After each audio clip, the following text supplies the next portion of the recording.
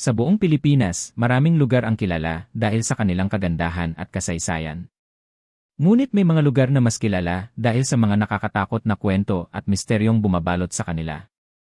Mga lumang gusali, abandonadong ospital, mga tunel na naging saksi sa digmaan, at mga kalsadang sinasabing pinamumugaran ng mga ligaw na kaluluwa.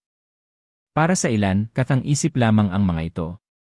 Ngunit para sa mga nakaranas ng kakaibang pangyayari, may mga bagay na hindi kayang ipaliwanag ng lohika. Sa video na ito, bibisitahin natin ang 5 pinakanakakatakot na lugar sa Pilipinas na may tunay na kasaysayan sa likod ng kanilang mga alamat.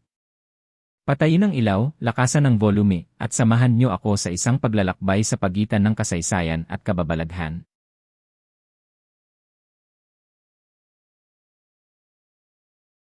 Mula pa noong dekada 1950, isa na ang Balete Drive sa pinakakilalang haunted locations sa Pilipinas.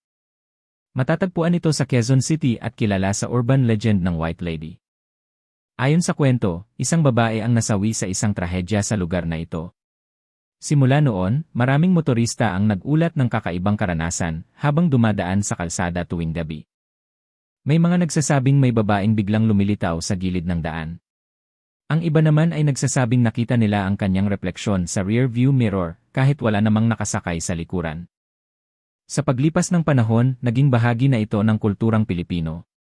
Lumabas ito sa mga pelikula, palabas sa telebisyon, at maging sa mga aklat ng katatakutan. Ngunit hanggang ngayon, wala pa ring matibay na ebidensyang nagpapatunay sa kwento. Subalit minsan, ang mismong kawalan ng kasagutan ang dahilan kung bakit mas lalong nakakatakot ang isang alamat.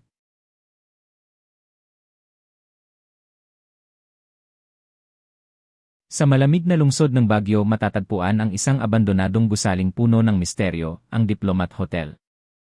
Itinayo ito noong 1913 bilang seminaryo ng mga paring Dominican.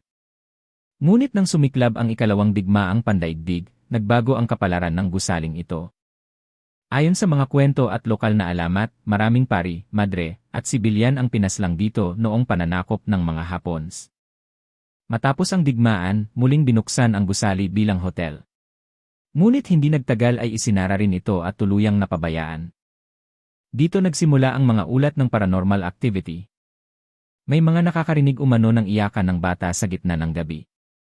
May mga nakakita ng aninong naglalakad sa pasilyo. At may ilan pang nagsasabing nakunan nila ng kakaibang imahe sa kanilang mga litrato. Totoo man o hindi, ang madilim na kasaysayan ng Diplomat Hotel ay sapat ng dahilan upang kilabutan ang sinumang bibisita rito.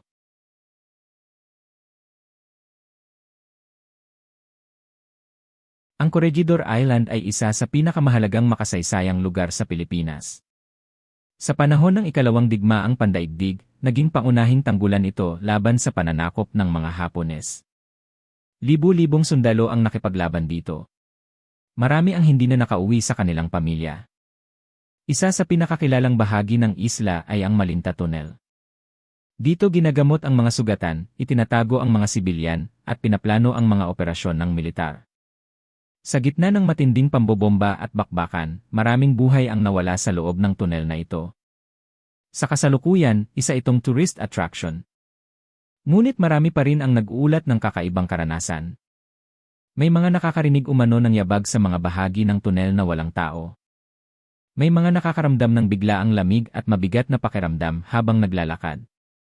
At may ilan na nagsasabing parabang may mga matang nakatingin mula sa dilim. Marahil hindi ito multo. Marahil alaala lamang ng isang lugar na minsang naging sentro ng digmaan.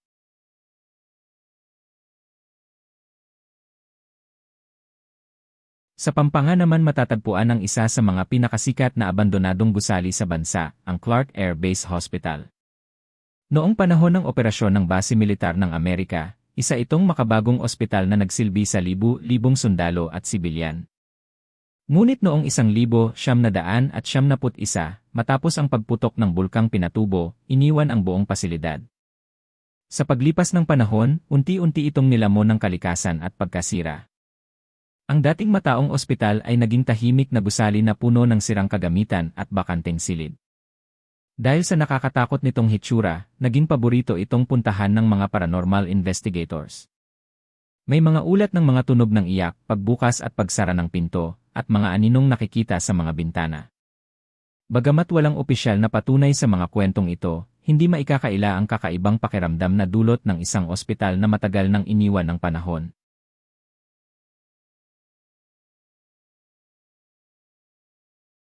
Sa ating numero 1 ay ang Fort Santiago, isa sa pinakamatandang makasaysayang lugar sa Pilipinas.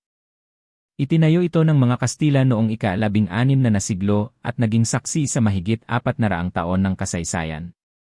Naging kulungan ito ng mga revolusyonaryo, kabilang si Dr. Jose Rizal bago siya bitayin noong 1896. Noong Battle of Manila noong 1945, muling nabahiran ng dugo ang lugar ng libu-libong sibilyan ang nasawi sa matinding labanan. Dahil sa mahaba at madugong kasaysayan nito, hindi nakapagtataka kung bakit maraming kwento ng kababalaghan ang umiikot dito. May mga turistang nagsasabing may narinig silang mga bulong habang naglalakad sa gabi. May mga bantay na nakakita umano ng mga anino sa mga lumang pader. At may ilan pang nakaramdam ng tila mabigat na presensya sa ilang bahagi ng kuta. Ngunit ang tunay na nakakatakot sa Fort Santiago ay hindi ang mga multo, kundi ang katotohanan ng libu-libong buhay ang naapektuhan ng mga pangyayaring naganap dito. Ang mga lugar na ito ay maaaring kilala dahil sa mga multo at kababalaghan. Ngunit higit sa lahat, sila ay mga tahimik na saksi sa mahahalagang bahagi ng ating kasaysayan. Maaaring hindi natin malaman kung totoo ang lahat ng paranormal na kwento. Ngunit isang bagay ang sigurado, ang mga trahedya, sakripisyo, at alaala ng nakaraan ay nananatiling buhay sa mga lugar na ito. Kung nagustuhan mo ang video na ito, huwag kalimutang mag-like, mag-subscribe, at i-hit ang notification bell para sa iba pang kwento ng kasaysayan at kababalaghan. Ito ang PH Fact Vault at hanggang sa susunod nating paglalakbay sa kasaysayan at kababalaghan.